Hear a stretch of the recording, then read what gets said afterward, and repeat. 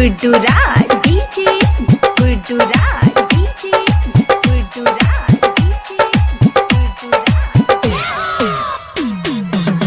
काच ही बाँस के काच बहंगिया लच लच लच कहता जाए रे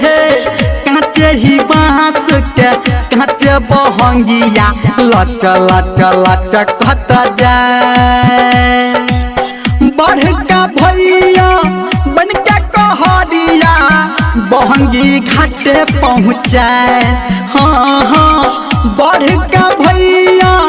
बन के कहरिया बहंगी घाटे पहुँचाए हाँ हाँ काच ही बाँस के काच बहंगिया लच लच लच कहता जाए काच ही बाँस के काच बहंगिया लच लच लच कहता जाए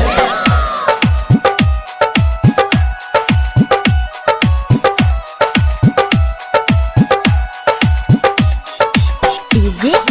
गुड्डूराज डीजे गुड्डूराज मधुबनी मधुबनी मधुबनी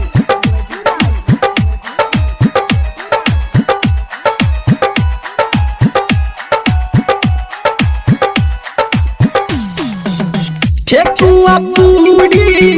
काकी छनलक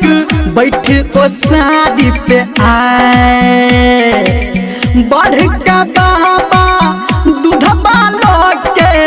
दल के घाट पहुँचाए हाँ हाँ ठेकुआ पूरी काकी छनलक बैठ ओ शादी पे आए